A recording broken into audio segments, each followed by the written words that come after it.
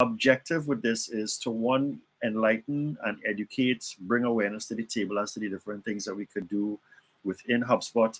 But one of the main things is really along the lines of changing a little bit of the culture of how we go about doing things, why we do things a particular way, and most importantly, have a better perspective of the person that we are trying to engage with while using HubSpot, which more than likely is going to be our potential customer.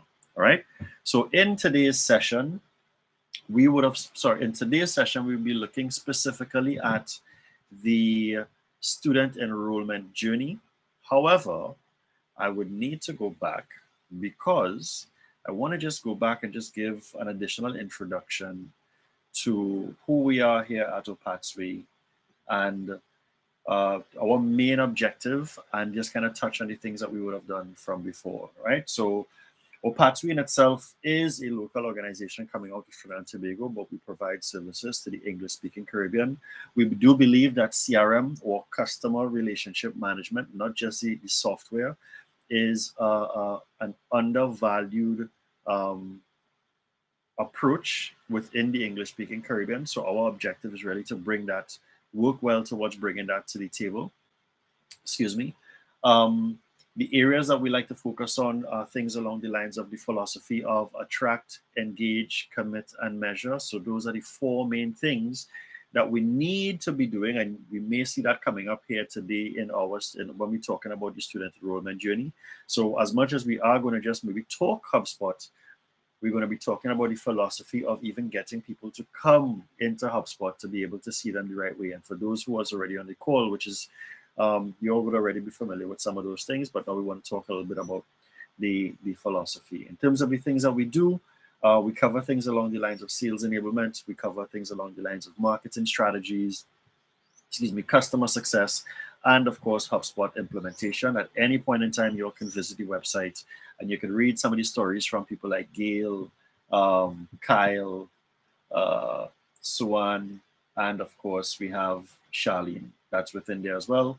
And here, this is kind of what we're going to be touching on today as we talk a little bit about what that philosophy and creating the alignment between the two. And of course, now how do you tie everything into a nice bow? So we always have what we need to do, which is generate more revenue from however we decide to generate revenue based upon how our business is.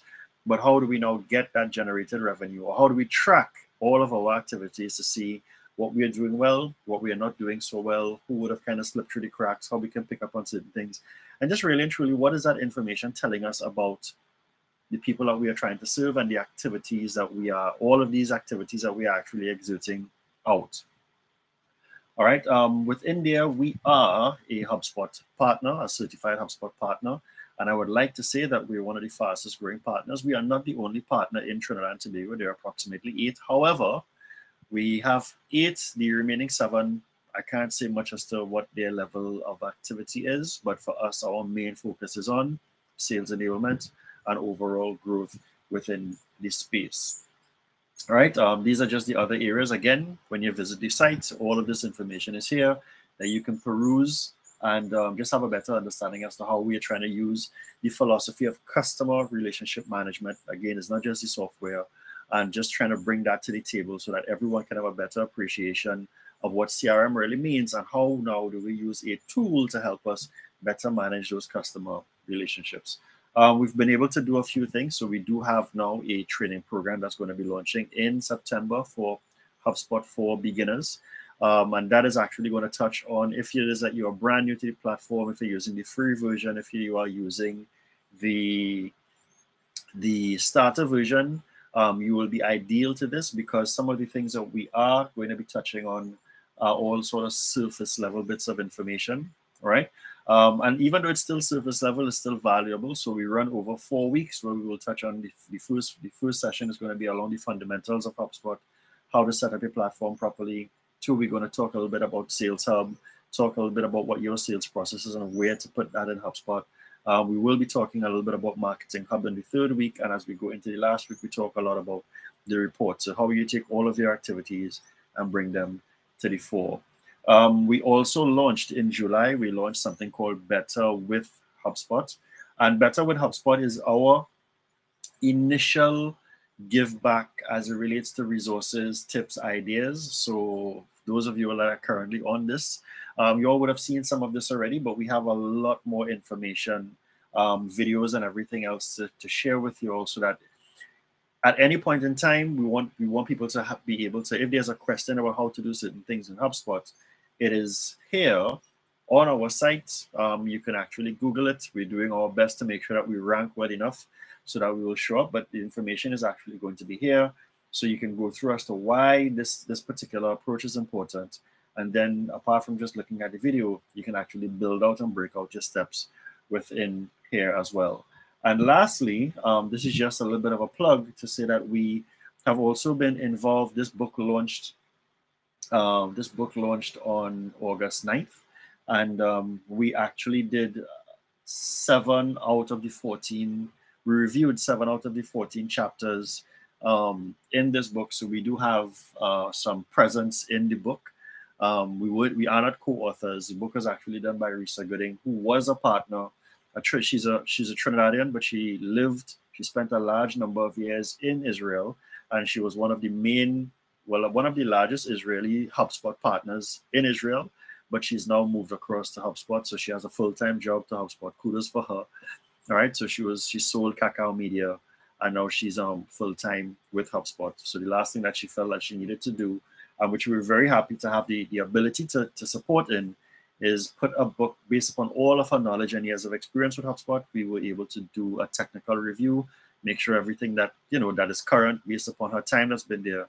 So we did 7 out of the 14 chapters, which is very big, and we are happy to have that ability. So if you want to have a copy of this book, there is a link here. And again, it is on our site. So if it is, you would go to the website, you look at the menu, and then you will come here. You will see that the book is here, so you can have access to the book.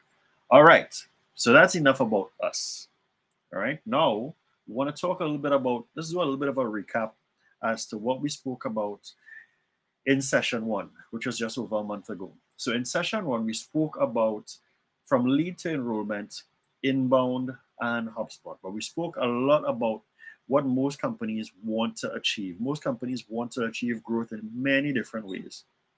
And that growth can come from different particular strategies. So we looked at a couple scenarios as to where some companies are. So this was for Trinidad and Tobago. So we looked to see where some companies in their spectrum, I'm not sure if you always see your organization within here, but some companies are either niche players, and I'm not sure what the growth path is for your organization as a higher education institution is. But it will move from either here, or you can come into an established player, into a leader, or into a game changer, right? And when we did our research and we used a particular technology to help us pull this data together, we were able to see a cluster of organizations kind of all down in this particular space. And this is Trinidad and Tobago specifically. Hence the reason why it's so competitive. And I think that's kind of is going to augur well as to why certain things need to change in today's conversation. Because if it is we're so clustered down to the bottom here in the lower quadrant where it says we are niche players, then what do we need to start doing to differentiate ourselves, right? So whether you're a course advisor, whether you're the executive director, regardless as to what it is today, I want you to just focus on what is it that we need to do coming through this journey with customers to be able to get them to where they need to be, right? We took a look at Jamaica as well, and then we also took at what the traffic is like in Trinidad and Tobago. When I say traffic, this was April of 2022, and this is website traffic, right? So we saw that for Trinidad and Tobago, it was 1.4 million in terms of website traffic in April of 2022. Now, you all may not know this, but what percentage of your organization got piece of this traffic? And keep this in mind as well, what percentage of that traffic that you generated for yourself converted into actual opportunities? Again, these are not things you need to answer now, but the information is here. That's why I like to use a lot of the data to be able to guide the conversation towards the respective strategies. This was just an example as it relates to Jamaica. But again, when we moved further down the line, we spoke a little bit about branded traffic versus non-branded traffic. And then we also looked at, how do we go about supporting that with something called an inbound strategy? And then we paused a little bit and we started to talk about the student enrollment journey. And this is what we're going to be talking about today. We're going to put a little bit more emphasis on it today. Why? Because whether you are a sales rep, whether you are a course advisor, whether you are the executive director, whether you're in part of marketing, I need for you all to understand that every organization, because of the people that you're trying to sell to, they go through a particular series of steps in terms of how they buy. And those customers or leads or prospects, they will have different touch points as it relates to when do they now become present in our lives. And the student enrollment journey was just really now a modern day representation of how people buy. Right, so we will be touching on that a little bit, and we're going to be going into all of these respective areas, especially as we relate all the way down to where it says contact. We also then took a brief look at as to what the inbound framework is.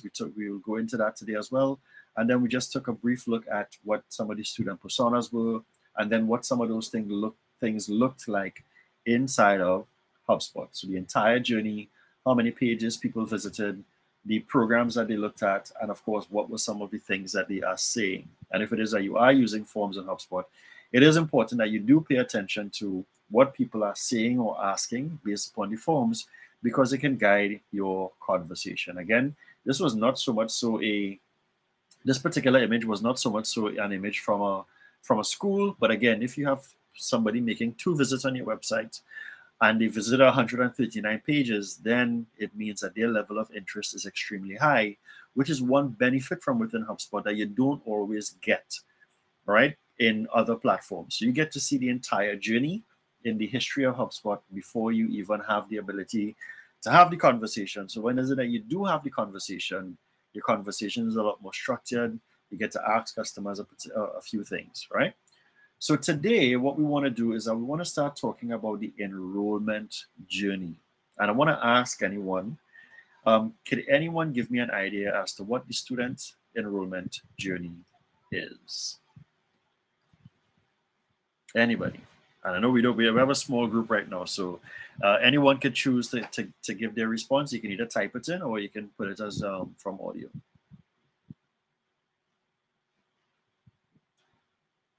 I have it right here, so it shouldn't be hard to answer. But you can give me your interpretation of what the student enrollment journey is. Or should I call someone? So Kelly, I'm going to call you. What is your interpretation of the student enrollment journey, apart from what I have on the screen?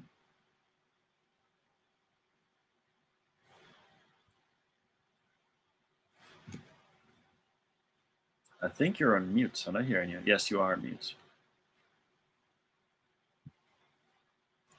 Still on mute. Let's try it one more time, Kelly. It looks as though you're still on mute.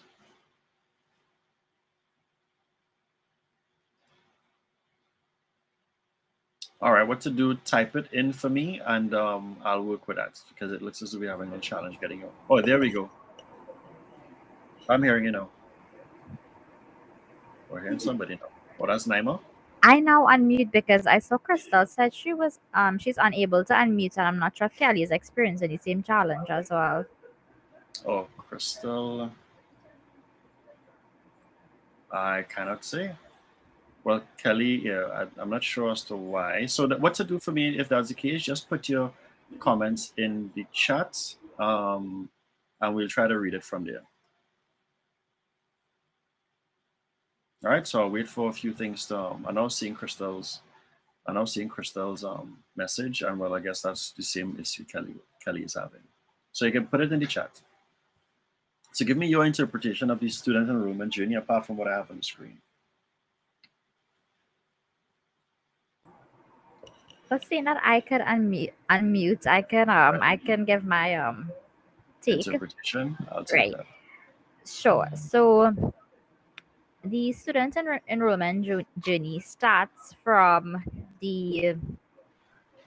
I would say from the students actually deciding or thinking about wanting to either enroll for a program or buy a particular product. So that will be in terms of the research, from the research stage all the way until they actually acquire that that particular product or item or Right. course, as the case may be. So all the different steps that is involved in that particular buy-in process Right. and decisions that has to go into it. Right. Cool. Thank you very much, Naima.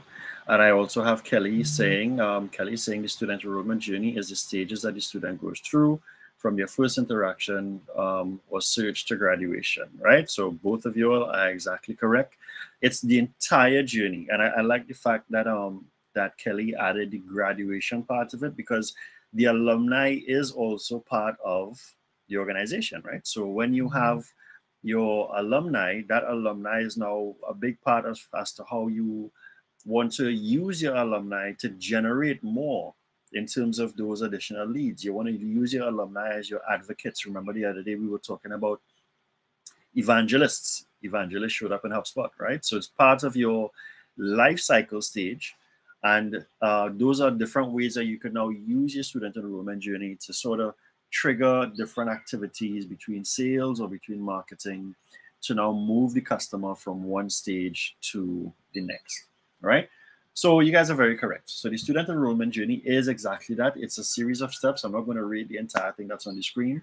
That a customer, regardless as to what they are purchasing. This morning I gave an example of me purchasing a pair of shoes, and I shared it on social media. And I spent $1,300 on some shoes. Now I spent that money over 2 months. It's expensive in today's world because we understand what the economy is like. But for 4 pairs of shoes, and because I have a specific problem with my feet, I had to buy shoes a certain way. So I shop a certain way. It is important that we understand that sometimes someone coming to an organization for a program, your organization isn't their end goal, but their end goal is beyond that. And that's kind of what the student enrollment journey speaks of. So it's a series of steps, and every organization, especially if you're taking the time to speak with your customers. So let's say post enrollment, after someone has done an enrollment and you want to understand, well, why is it that you made a decision, or how did you go about making the decision? If you recognize that, okay, well, Opatsky has 7 steps here. If you recognize that there's more than 7 steps, or it's just shorter in terms of what your customers' journeys are, then you adjust your student enrollment journey to suit your organization. So what we're seeing here isn't just a hard and fast rule, but it is something where you have to make the adjustment to be able to now match whatever your students are doing to what your organization, sales team, course advisors, etc., marketing department, so they can now match the journey of the customer to theirs. So we're going to take a little bit of a look as to what this is. So again, it starts off with the aspiration. Everyone has some sort of goal. Since they're small, everybody wants to be this. I want to be a doctor. I want to be a fire person. I want to be a lawyer, etc., right? But when you're small. As you get older and those things begin to change, or even if your career choices are the same, you then go through the process of what do I need to do that? So when your potential students start hitting 6th form, right, or 5th form, how does a higher education institution begin testing to see how many people are interested in any one of these particular programs because of their career direction? Again, I'm saying this from a very I'm saying this in a way because I want to change the way that we're thinking about certain things, because most of us, even if we sell courses, we still sell it as a product, as a canned item. Hey, well, we have this program and we have that program and we have this program. But the program, when you open the program is supposed to do something for the person down the road. It's maybe part or one of the many steps in a series of programs that they have to do to get to where they need to be, right? So how is your program facilitating them in their journey? So in everything that we're doing, we always have to look at it from the perspective of the customer. The second thing is, where does that individual go to get information about their career, not your program? Because your program is part and parcel of the entire thing. So if it is that the organizations begin to start changing their conversation to now speak to the career, the end game, of the individual, excuse me, then you will tend to find that your marketing or even your sales conversations as a course advisor or as a sales representative would be very different. All right. Again, to who are they making comparisons to you to, right? So if it is that we are comparing, if a client is comparing two schools, is it chalk and cheese? Is it that the two schools are actually making comparisons on the same type of offerings? Because a customer might be looking at X program. Yes, their goals are the same, but when they're looking at your organization may be best suited. But to them, it's two schools. So how do we help them make that comparison between the two? Now, I'm going to say this, and this is not an indictment on anyone that's on the call today or that will be seeing this in the future. In some instances, I have seen sales representatives who they themselves don't know how to make proper comparisons. So if you say, well, yeah, but this and this is kind of the same thing, and the customer says that, they're sometimes stumped because the customer may have come from a very logical side, and because we are convinced to sell, we don't always have the ability of breaking things down. I say that because I've been in those scenarios. Customers would have brought information to me where they have logically broken down why they want to go this way, and I couldn't refute that. Now, it wasn't because they were right, it's just because I wasn't trained or I didn't understand how to look at things initially from a logical or from a customer standpoint, because I was only taught initially as to how to sell the product. So again, based upon the things that we are looking at, if we must also understand that if customers are going to make comparisons, who are they comparing us to? Is it apples and apples, or is it apples and oranges? All right. The other one, of course, is in terms of contacting. So when a customer does contact us, are we very ready to just give them a quotation, or just say, they say, well, I'd like to get a quote on XYZ, this particular product item or course. Is it that we just shovel out a quotation for them with the hope that they make the decision? Or are we slowing them down to say, okay, good, give me your information, but tell me, what is it about this course that you're interested in? Where is it that you would actually like to go? Because when a customer actually makes contact is when they are actually now speaking to someone in the organization, whether it's via the web chat, whether it's via WhatsApp, whether it's via social media, or on the phone, or they would have made a visit, whether they come in with a parent or not, because it could be a mature entry or it could be a very young entry.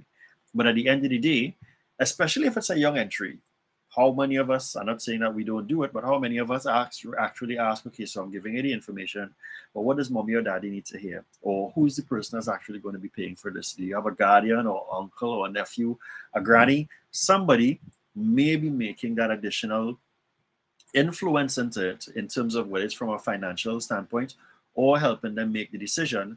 So if that student is now filtering down, because when we look, if we go back one step to where the comparison is, there are many schools in Trinidad and Tobago, and in any other country that's going to be looking at this later on after it's uploaded, there are many schools that in your respective region or country that companies can compare your organization to.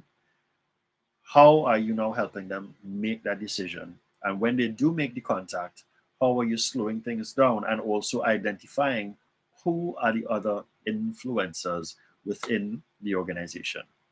Sorry, not organization, but within their decision-making process, right?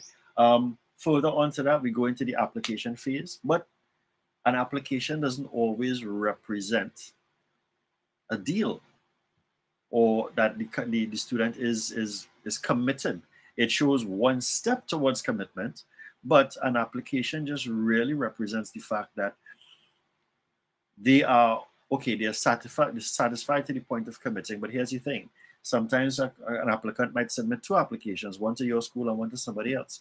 Do you know if your school is the first preference or the second preference? Is your school the backup just in case they don't get accepted to the first one? And those are realistic things that we have to think about sometimes as it relates to how do we go about now filtering through the entire thing. And what does your organization do? If it takes 2 weeks to go through an application, how is your marketing department? Because I don't expect sales reps or course advisors to be nurturing our customer through the application process. But how is your organization helping to? Because exactly what I was asking there are legitimate questions. So if there's a period of a week or 2 weeks before the customer or that applicant gets their approval back, then how are we now reinforcing to say that you are making the right decision? What is the student life going to be like, excuse me, when you do finally enroll into your respective organization? Because those things can sometimes help tip the scales as to, well, you know what, X organization has actually been communicating with me. They have actually shown me a few things that I was never familiar with, but because it's built into my strategy, then marketing would have done their part as it relates to now helping push the customer over the edge and remove any of the ambiguity. So even if you were a second option, based upon what you do during that application process, you could now be the first option. Based upon what I've said so far, anything that I've said, especially that last point, anything that I've said so far, does it make sense? Yes or no? Put something in the comments there. Let me know what your feedback is before I continue into the approval and enrollment phase. Let me know what your thoughts are based upon what I just said in terms of the journey. Any questions so far?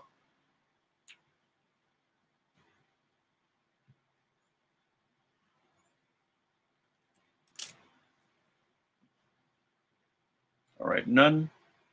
So now we're looking at the approval or decline, right?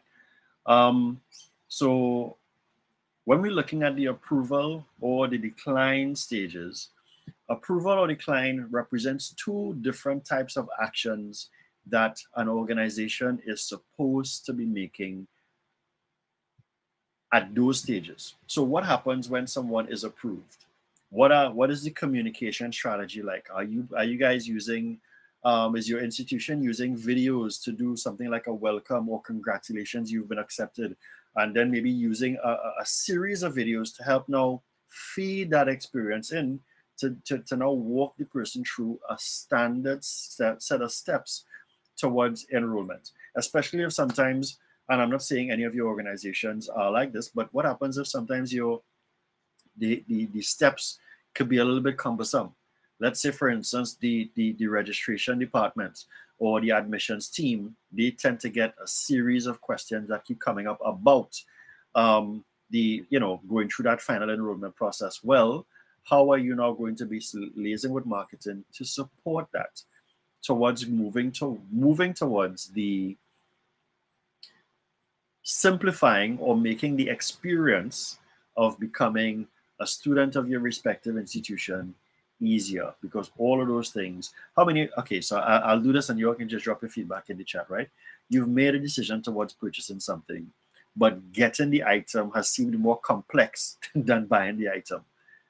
You know, whether it was a car, whether it is you had to ship something to you and all of a sudden it became very complex in terms of shipping, or just even using something, opening a package, cutting something open.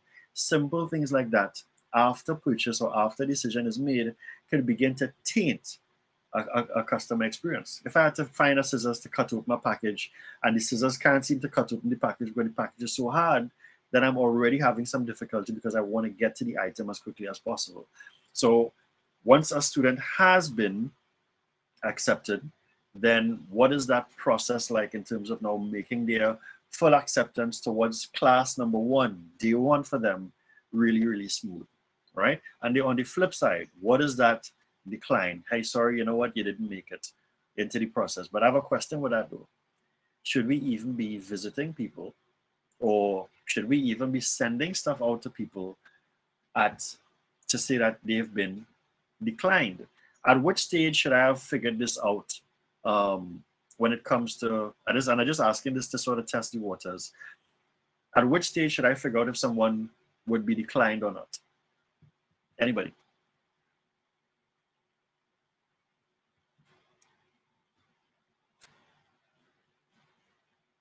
I'm at this stage down to the bottom here, and I'm saying the application can either be accepted or it can be declined. But I'm also saying that we shouldn't have too many declines. It should be some anomalies. But why should I be saying that? At which stage in the process well, let's say, for instance, your sales process, should we be eliminating or lessening the amount of declines?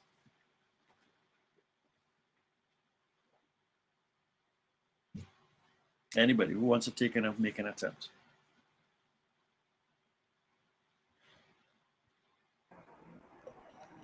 Hi, Lyndon.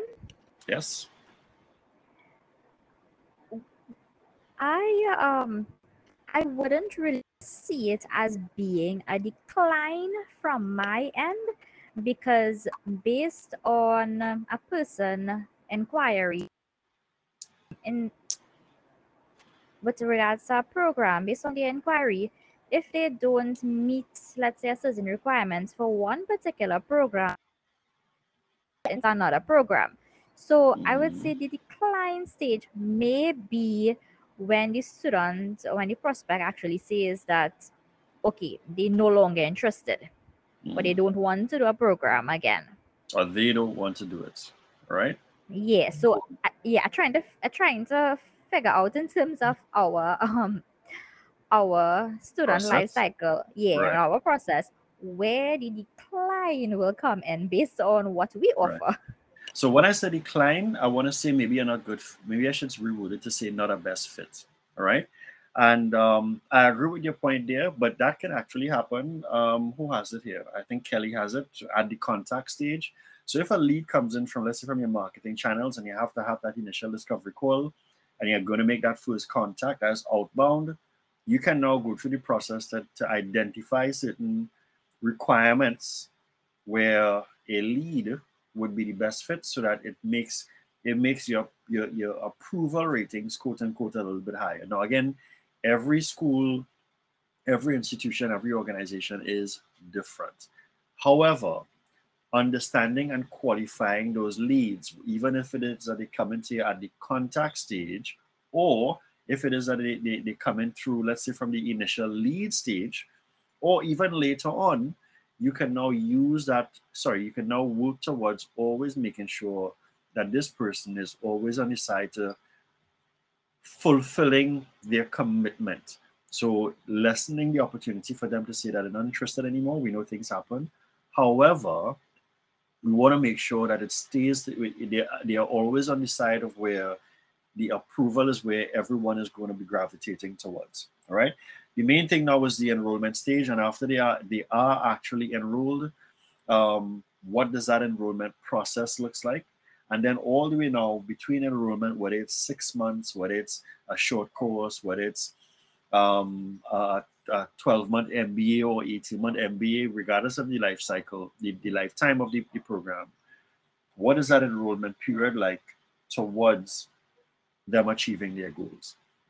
Because at the end of it, after they enroll and then they actually graduate, then now we have, this is where now they're going to be looking at having every single thing that they want to be able to achieve coming out of what they just did. And your organization, your institution, right, will be part and parcel of carrying customers along that particular journey. And that's why it's so important that we pay attention to where we are here. So what I did, I just actually gave you guys a full walkthrough, but the material that I have here after just kind of explains it. So I didn't want to go into the whole explanation and read anything out for you guys word for word, but this is exactly what it is, right? The student enrollment journey actually actually guides everyone through how this is written is now designed to guide a school or guide an institution as to different things that they should actually be doing as it relates to student enrollment. So let's segue a little bit, right? Because we have different people at different ages, and some of this information would also lean on marketing. So again, for those of us who are in the space of sales and the course advisors, this would be information, this would be good to know information, right? Because again, based upon who you're speaking to, you might say, oh, wait a minute, this person is from this particular area. So what I did is that we put together something that represents persona breakdown by generation. And the reason why this is important is because your institution is supposed to understand how, based upon what your approach is towards inbound marketing. And inbound marketing is, what are the things that we need to put out to generate leads in? but not just generate any kind of leads, but try to generate the most highest qualified amount of leads. Because here's the thing, we can generate demand or we can generate leads, but the leads may not be the best fit. What does that end up being? That ends up being instances where we spend a lot of time, or we have our teams spending a lot of time talking to the wrong people.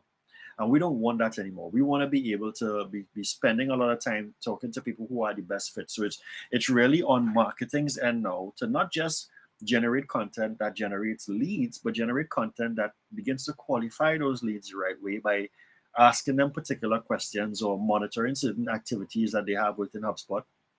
And we look at that in our third session. But those of you all who are already familiar with HubSpot will know that within HubSpot's timeline and what you have on the left, you can actually see what their activities have been from the website, social media platforms, which social media platforms they filled out your forms on, which events they attended, whether it was webinars, etc., because all of that information is captured there.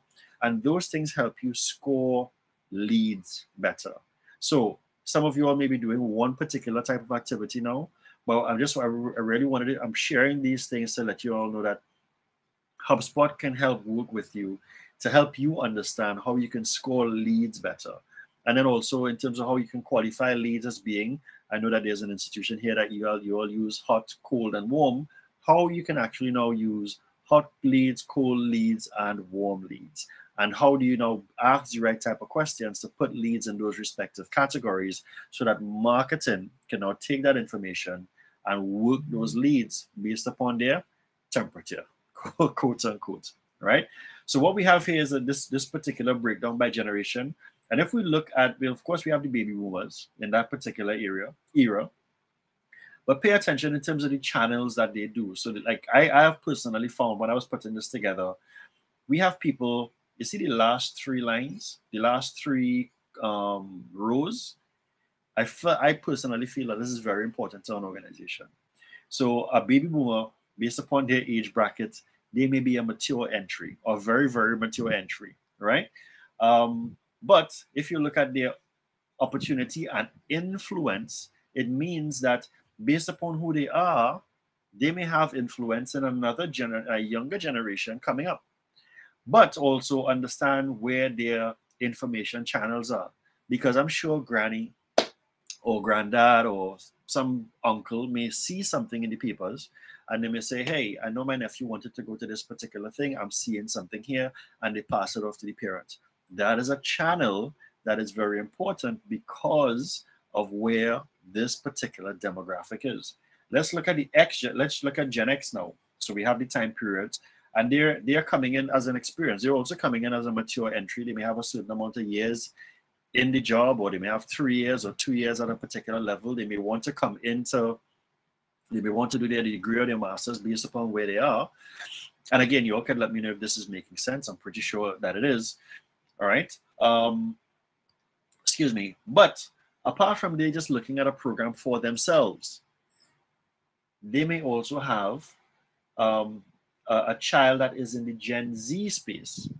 Again, just paying attention to where they are. So this particular individual or an alumni may also be able to influence the decision of an upcoming niece, nephew, son, or daughter.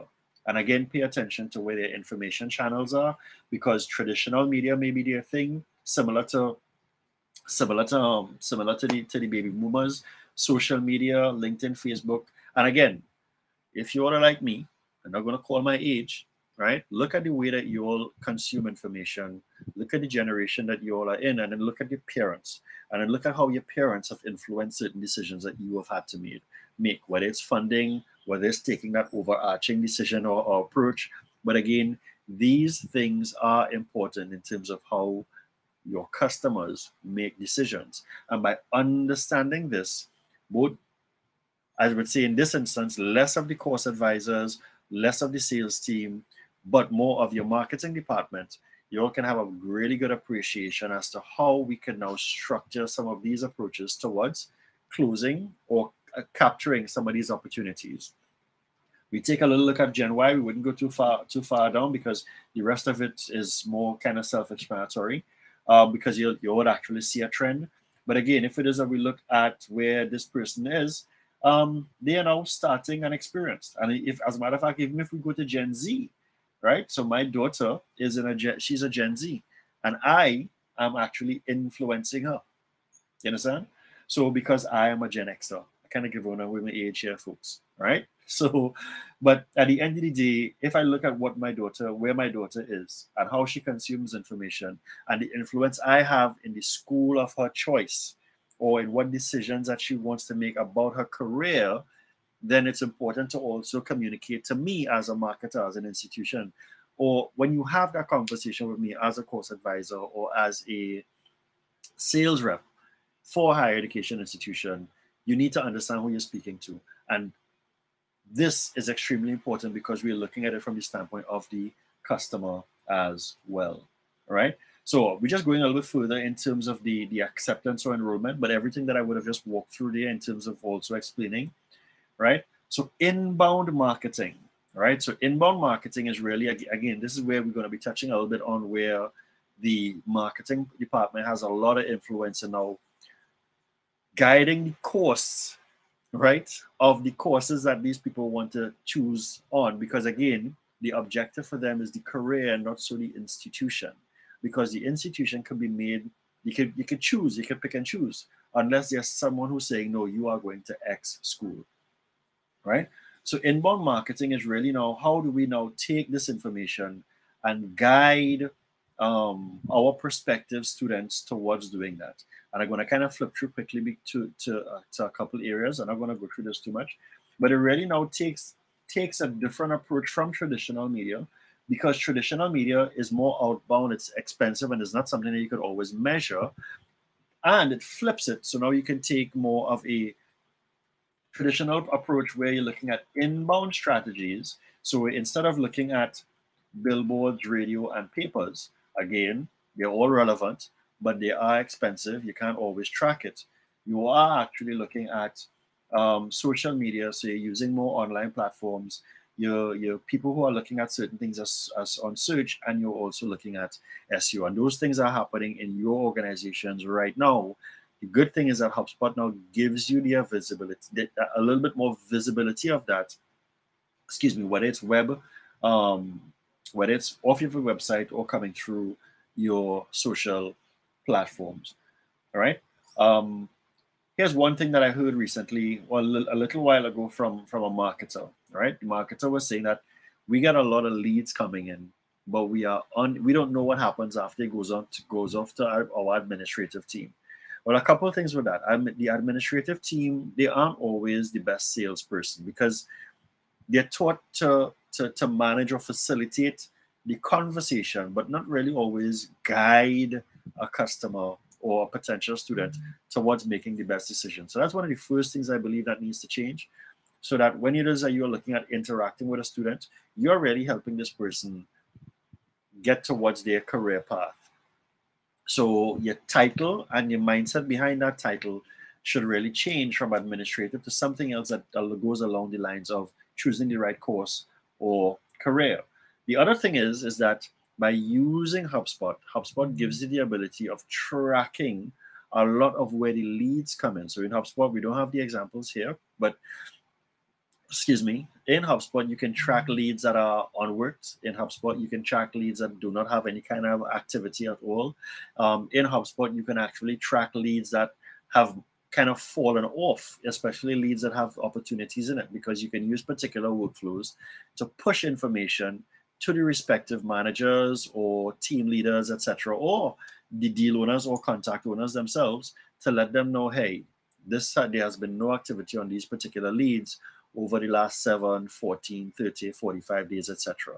So by doing that, you always get the ability of staying on top of your stuff, so you don't have wasted leads coming inside of your CRM.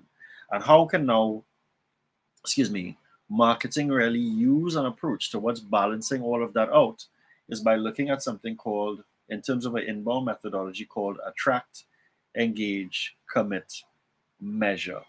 And It's coming up later in our later session that I'm going to be going deeper into attract, engage, commit, measure.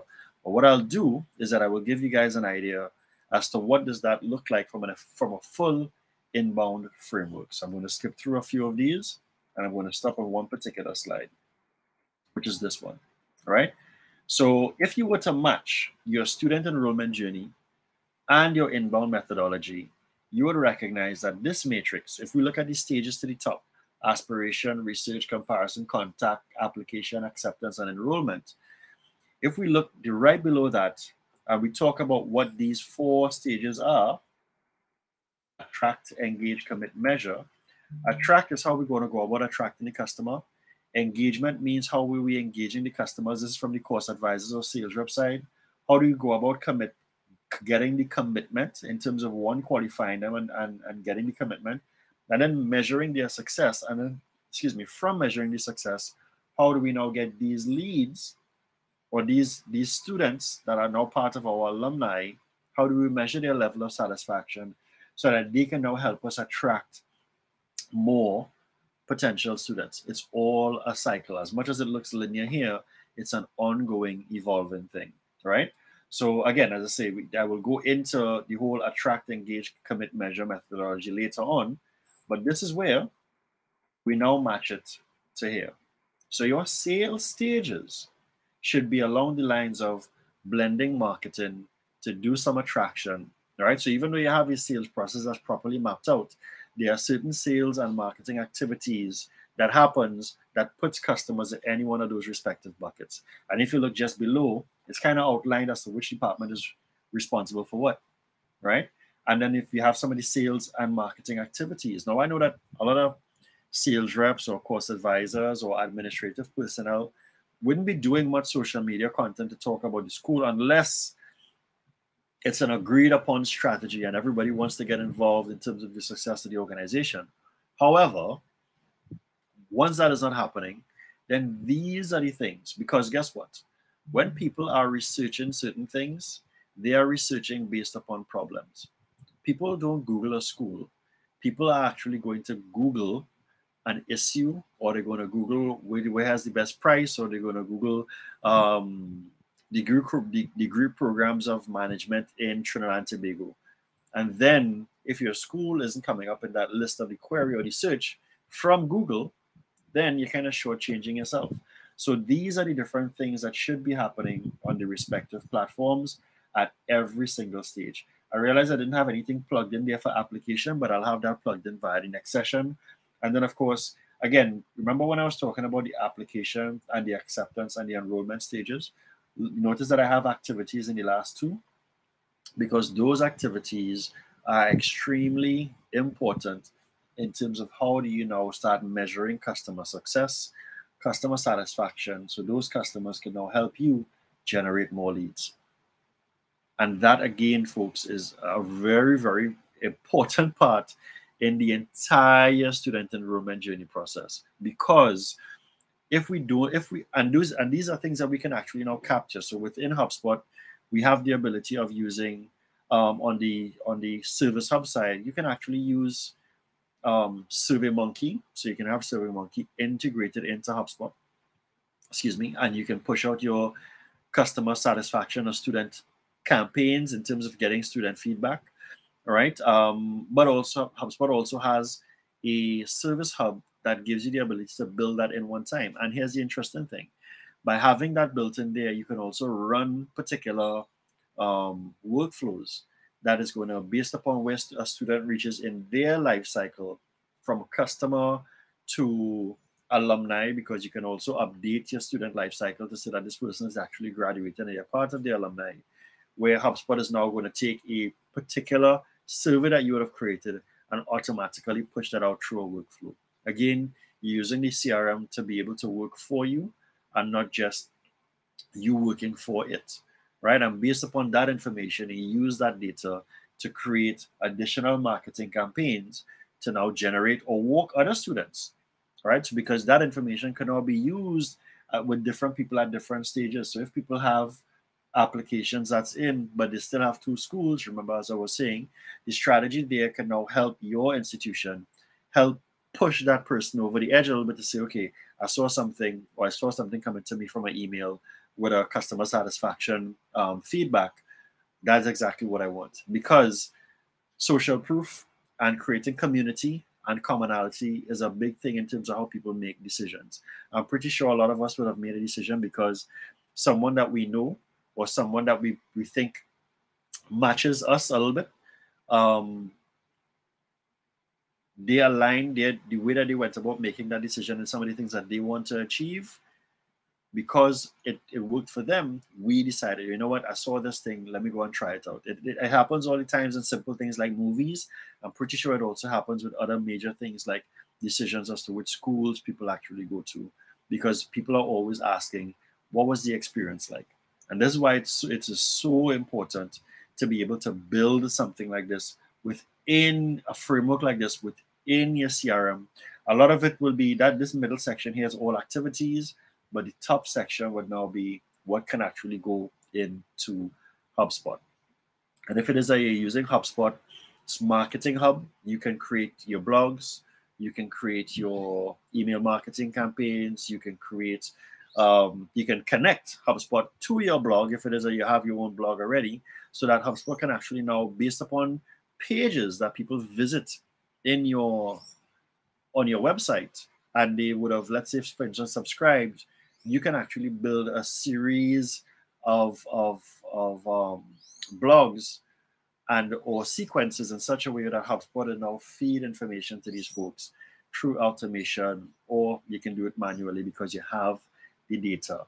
And this here, folks, is an example as to how you use the student enrollment journey, right, to help not just have a sales process in here, because you could actually build a sales process that ties into your student enrollment journey here, right? So notice I have lead discovery, lead qualified, acceptance, application approvals, etc., right? So it's not just a matter of doing that, but it's really a matter of now matching your activities, looking at within HubSpot, and allowing the organization to be able to make a full decision as to what's happening within it. So I'm going to leave. I'm going to stop there for now. And what I'm going to do is that I'm going to maybe open it up to any particular questions. I know that some of the folks who are actually on here with us today, you all are not 100% into the marketing space, but I do hope that this information would have been enlightening for you as well, right? And if you have any questions or any feedback or anything that you want to ask just kind of outside of this, please feel free, because we're just about 11:55, and I know that we end hard at 12. So I'm opening up the floor to conversations. First and foremost, how was the information shared? And secondly, do you have any questions based upon what I just showed? I'll stop sharing for now.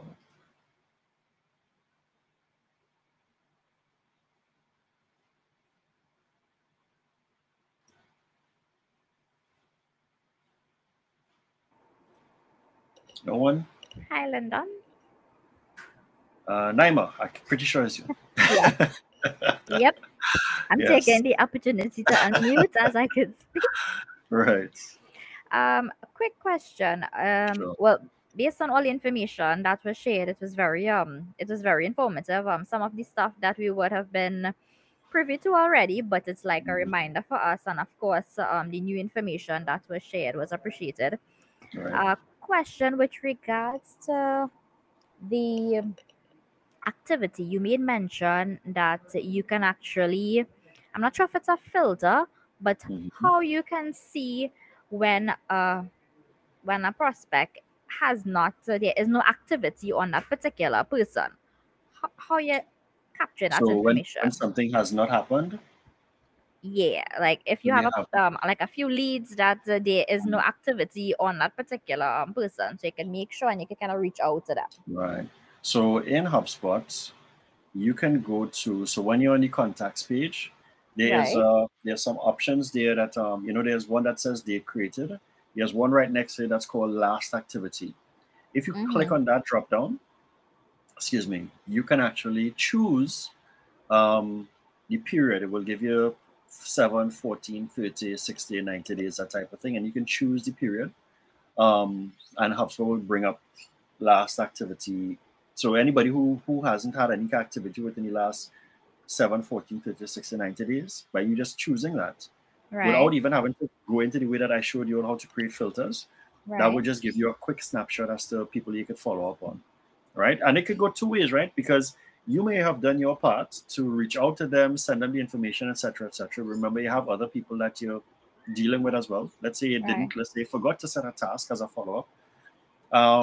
By just doing that, it will bring those leads up, and you can see as to exactly what's happening from there. So you may have had outgoing communication with them, but because they, let's say for instance, they did not respond to you for whatever reason, and 2 weeks passed or a week passed, by pulling it up like that, that's a quick way of doing it. Outside of that, you can go to where it says all filters, and you can create a filter on the window that comes up. Just look for last activity date, and you're just doing the same thing that I just showed, that I just spoke about on the with the quick filter. All right. No problem. Yeah, Thank you.